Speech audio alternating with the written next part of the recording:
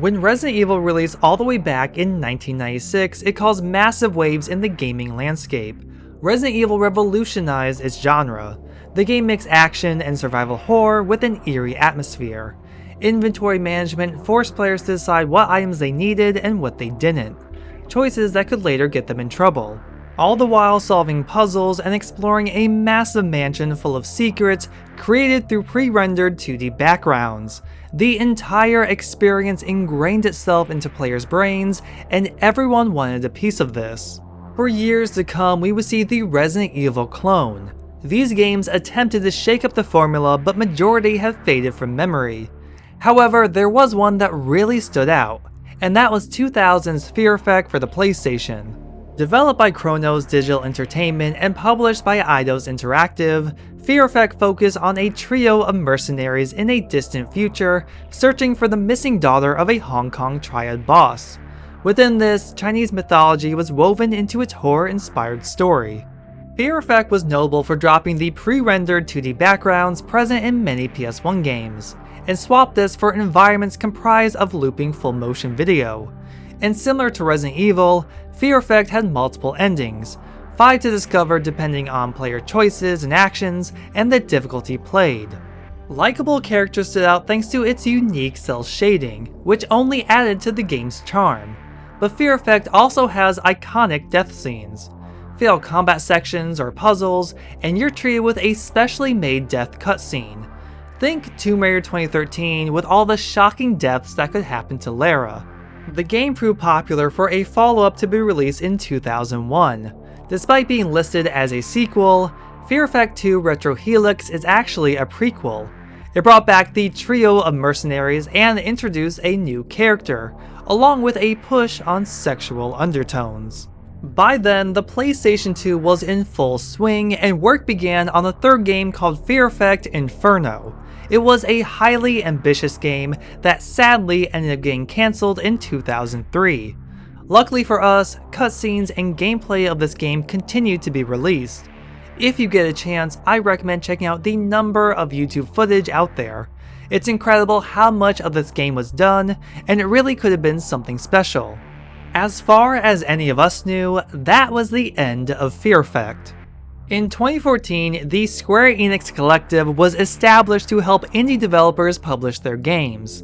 It's a program that's still going on today. They've published games like The Turing Test, Forgotten Anne, and Power Wash Simulator. The very first game the Collective ever published was Goetia by French indie developer Sushi, who play a relatively big part in this story. In 2015, Square Enix offered classic, dormant IPs that were once popular with Eidos Interactive. This included Fear Effect, Gex, and Anachronox. Developers could pick one and put their own spin on it. So for Sushi, they toyed around with the idea of either Gex or Fear Effect. Clearly we know what they picked because we would finally see a new Fear Effect game called Fear Effect Sedna announced in 2016. But the game would only happen if its Kickstarter campaign was successful, and thankfully it was. Sedna brought our favorite characters back together for a story that took place years after the original game, and even considered Fear Effect Inferno canon despite its cancellation. Sushi retained the game's blend of action, stealth, and puzzles while introducing a new isometric view. Fear Effect Sedna would release in 2018. The game had gorgeous cutscenes and character models, but just about everything about the game wasn't good and often bland. It wasn't the best game to resurrect the series, and this showed with negative reviews. Regardless, Fear Effect was back, not in the way people wanted, but it was a step in the right direction. Perhaps something about its Kickstarter success prompted Square Enix to want to further expand the series, because during the development of Sedna, Fear Effect Reinvented was announced at Gamescom 2017. At this time, remakes were taking off, but were still surprising, welcomed, and totally unexpected.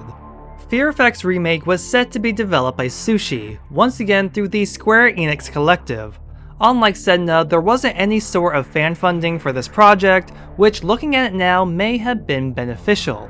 The plan was to make Fear Effect Reinvented as faithful to the original as possible.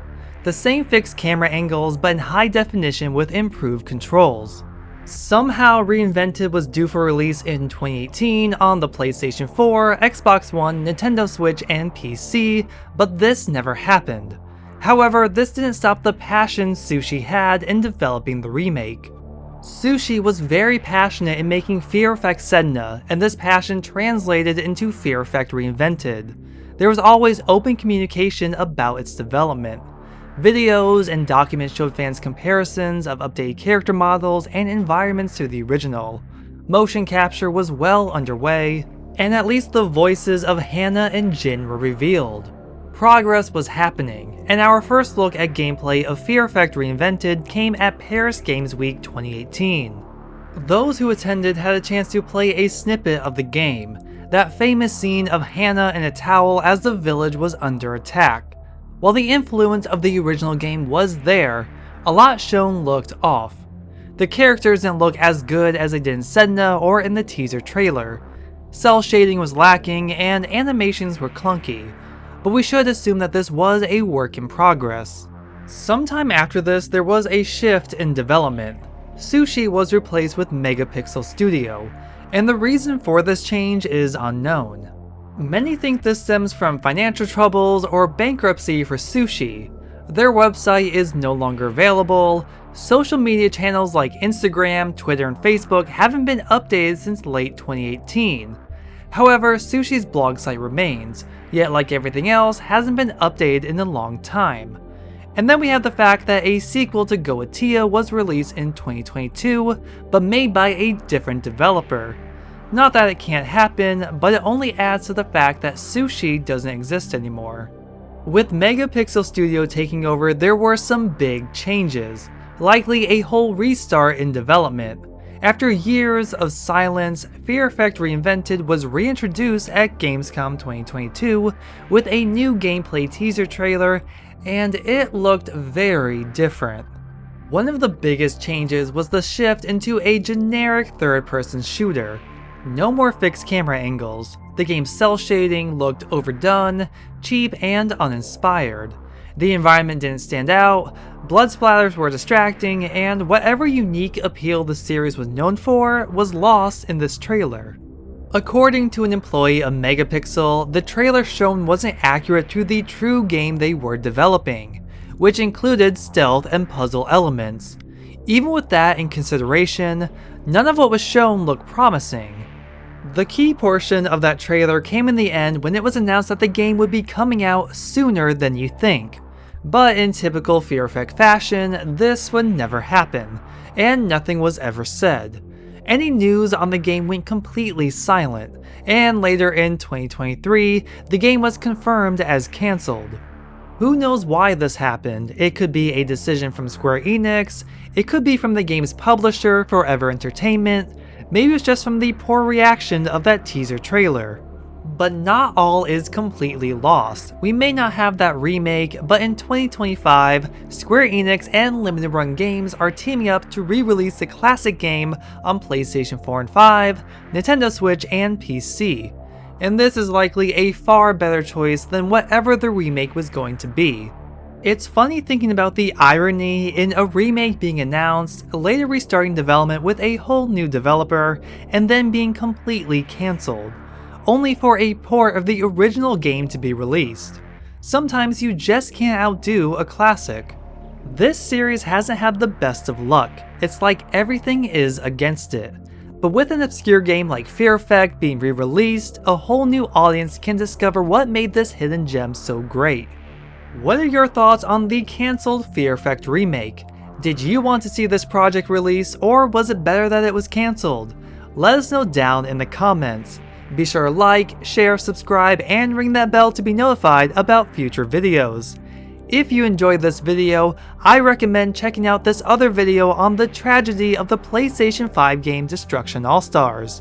Thank you for watching, and I'll see you in the next video.